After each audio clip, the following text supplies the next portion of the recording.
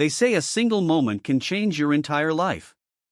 For Anthony Cross, a billionaire used to seal boardrooms and private jets, that moment came not in a business deal but from the lips of a little girl on a street corner. What she said made him stop cold, forcing him to face a truth money could never bury. What followed was a journey that would rewrite everything he thought he knew about success, family, and love. Welcome to Storytelling and Beyond, where the simplest encounters unlock the deepest stories of the heart. It was a bright autumn afternoon in downtown Chicago, the kind of crisp day where the sunlight glinted off glass skyscrapers and the sidewalks buzzed with busy feet and hurried conversations. Anthony Cross stepped out of his sleek black limousine, dressed in an Italian-cut suit, gold cufflinks flashing under the sun. His assistant trailed behind him, rattling off details of his next merger. Anthony barely heard her.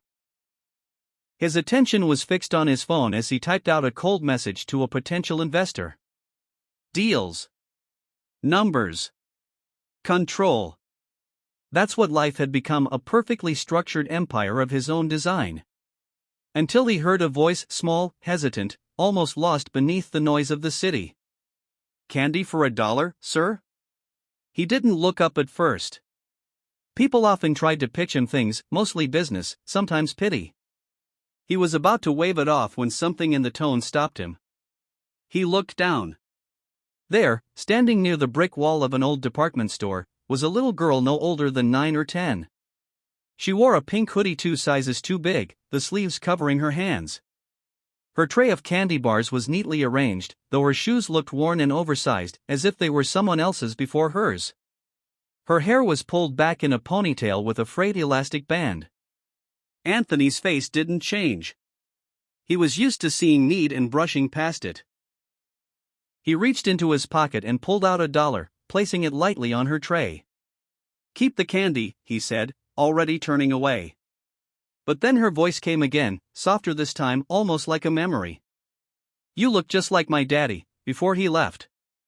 Anthony froze. The din of the city vanished behind a wall of silence. He turned back slowly. The girl wasn't crying, but there was something in her expression, an ache far too deep for a child's face. She wasn't trying to manipulate him. She was simply remembering. Her voice had the raw honesty of a wound that hadn't healed. "I'm sorry," he said awkwardly, unsure what to say next. She shrugged gently. "It's okay. Most people don't stop." For a second, he just looked at her, really looked. There was something strange about her eyes. A shape, a glint, something familiar. "What's your name?" he asked quietly. "Lana." And then, just as quickly as she'd appeared, a honk from a cab startled them both. Anthony's assistant called from across the street. Lana picked up her tray and walked down the sidewalk, melting into the crowd. Anthony stood frozen, unaware that he was still holding his phone in midair. Her words kept echoing in his mind. "You look just like my daddy." He tried to shake it off as coincidence. A child looking for familiarity. A man who simply reminded her of someone else. But even as he sat in his boardroom later that afternoon, outlining numbers on a screen worth millions, his thoughts remained with that child's eyes, and the weight of something he couldn't yet name. He didn't know it yet, but that single moment had already begun to change his life. Forever. The next morning, Anthony Cross stood silently before the massive glass windows of his Manhattan penthouse. The city sprawled out beneath him like a kingdom he had long ruled. Taxis zigzagging like ants, skyscrapers towering with ambition, and people hurrying past each other as if life was always running out of time. He usually loved this view. It made him feel powerful. Untouchable. But today, it felt different. His reflection in the glass was pale, weary. The tailored suit he hadn't changed out of from the day before hung loose on his broad shoulders. He held a mug of coffee in one hand, but it had long since gone cold. He wasn't even sure if he'd actually drunk from it. He hadn't slept. All night, he had heard her voice, tiny, honest, piercing. "You look just like my daddy," before he left. It wasn't just the words. It was the way she had looked at him. Like she saw something in him that he couldn't see in himself anymore. A flicker of who he used to be. A long-forgotten man beneath the layers of profit margins, luxury cars, and shallow relationships. A man who once believed in family. In home. In being someone's everything. He turned from the window and paced the room, his footsteps echoing against marble floors. On the sleek kitchen counter lay the dollar bill, the same crumpled note he had handed the girl. He hadn't meant anything by it. He had seen her outside the cafe, holding a tray of candy bars. Her jacket was too thin for the wind, her shoes a size too big. But she had a smile that cracked through the cold like a ray of stubborn sunshine. When she had offered him candy, he instinctively waved her off, like most people did. But then he stopped. Something about her eyes. Something familiar. He turned around, reached into his wallet, pulled out $1, and gave it to her. He didn't want the candy. Just wanted to move on. But then she had said it. "You look just like my dad," before he left. She had looked straight into his eyes as she said it. Not accusing. Not dramatic. Just honest. Like she was remembering someone. Someone who mattered. And Anthony had frozen. Not just because of what she said, but because it struck something raw and buried in him. That night, lying in bed with city lights filtering through the blinds, he kept thinking, where was her father now? Why was she out selling candy in the cold? What if that had been my daughter? If he'd ever had one. He had come close once. Years ago. A woman he loved. They had talked about children. A life beyond the boardroom. But he had chosen his empire instead. The long nights, the missed calls, the meetings that bled into weekends, eventually, she had left. No child. No second chances. But seeing that girl yesterday, it felt like someone had taken all those what-ifs and poured them into a real, breathing little human with shivering hands and two big shoes.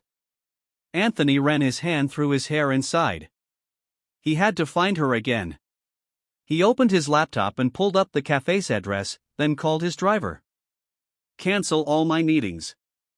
I'm going out." Within an hour, Anthony's black car pulled up in the same spot it had yesterday.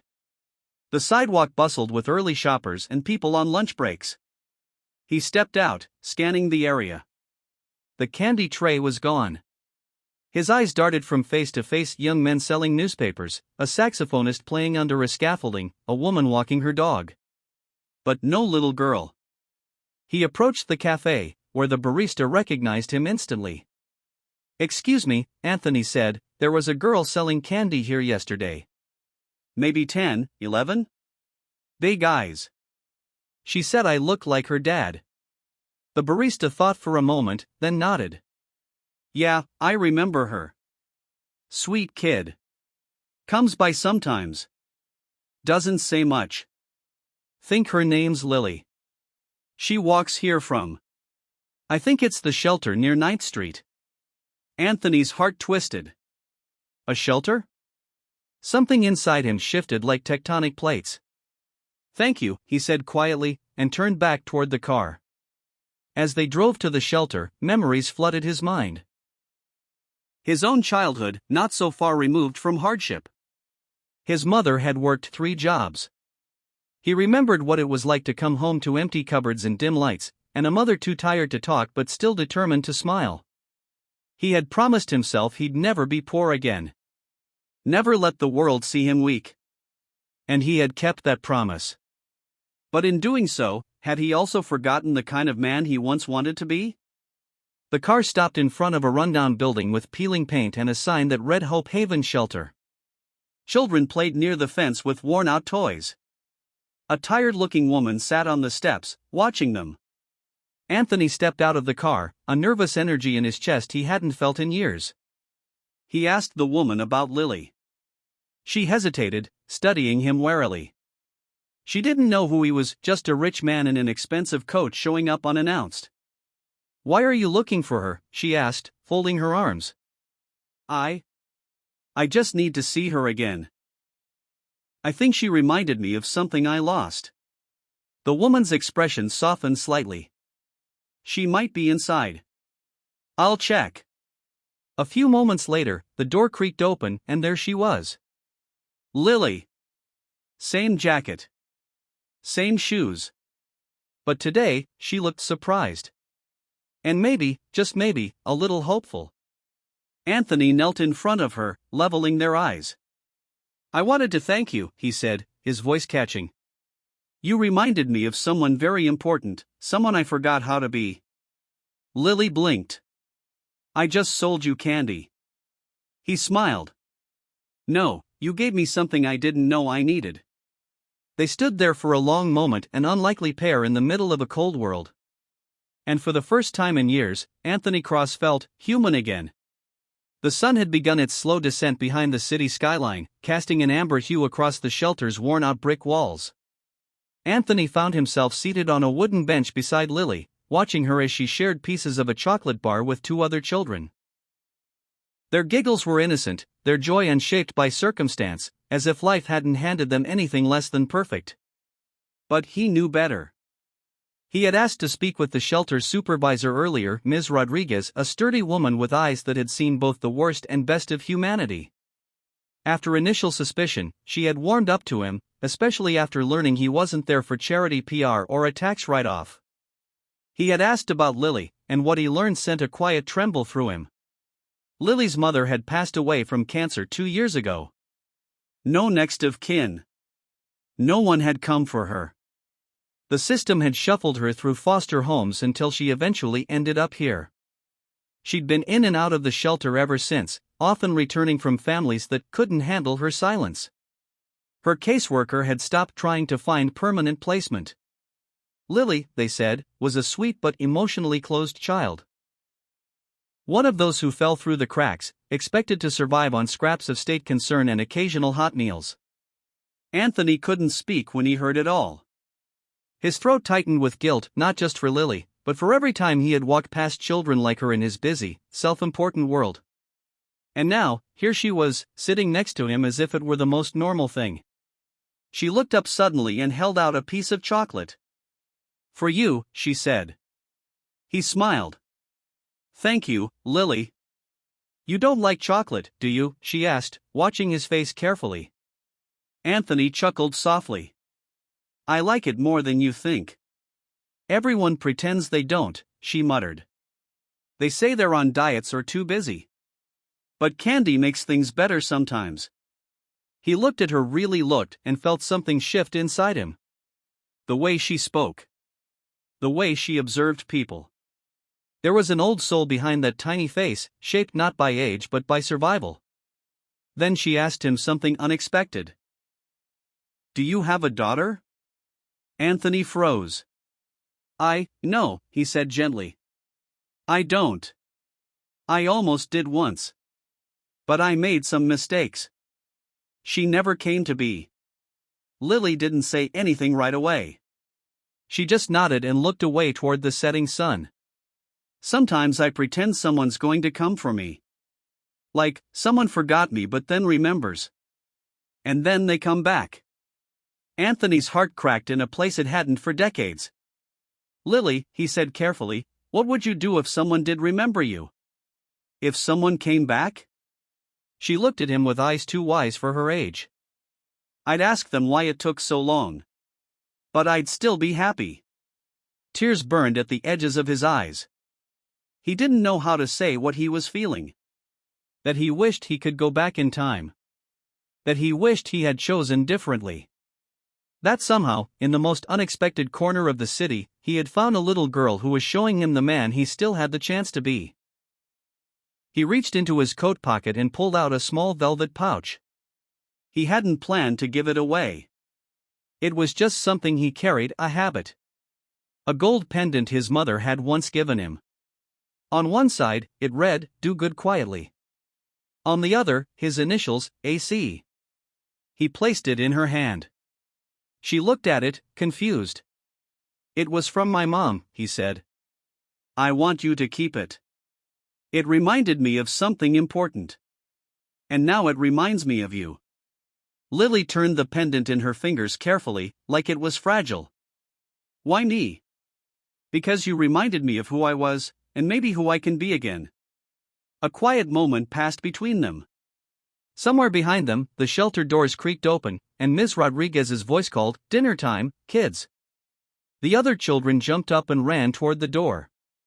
Lily stood up slowly, still holding the pendant. She looked back at Anthony. "Will you come again?" He stood, nodding. "Yes. I promise." As she ran off to join the others, Anthony watched her disappear through the door. For the first time in years, the world didn't feel so loud. So greedy. So empty. He turned to walk away, but this time, he wasn't heading back to his penthouse to forget. He was going to remember. Every single moment. The next morning, Anthony stood by the large glass windows of his high-rise apartment, the city buzzing beneath him. But for once, the view didn't impress him. His espresso machine hissed in the background, untouched. He clutched the gold pendant Lily had returned to him the night before, except, she hadn't kept it. She had wrapped it in tissue paper and slipped it into his coat pocket when he wasn't looking. On the tissue, in a shaky, childish scrawl, were 5 words that nearly undid him. "Don't forget who you are." Anthony sat down heavily. The words weren't from a child. They were from a mirror, showing him all he had run from.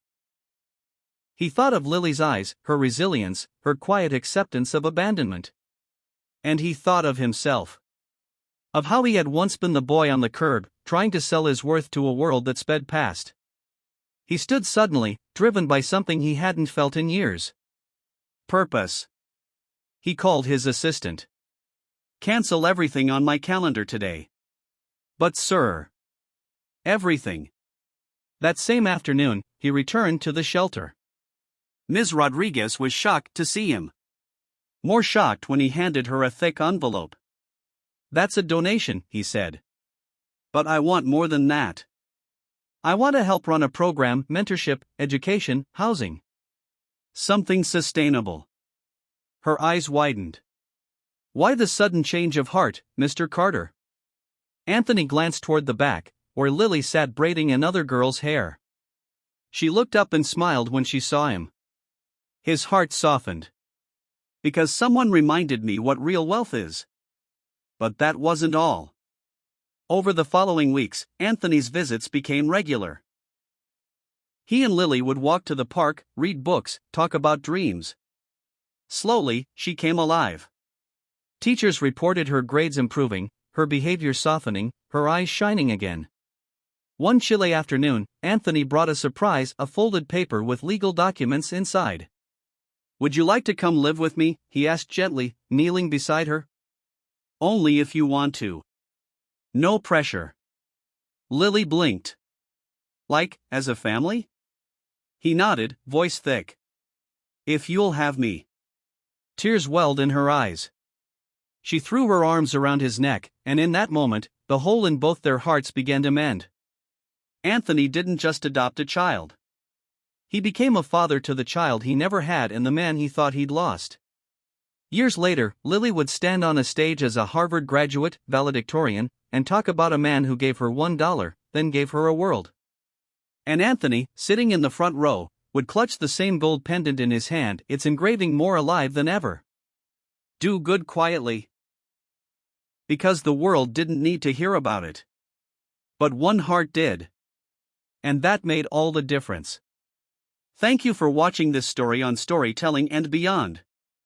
If this story touched your heart, please like, share, and subscribe for more unforgettable journeys of hope and humanity.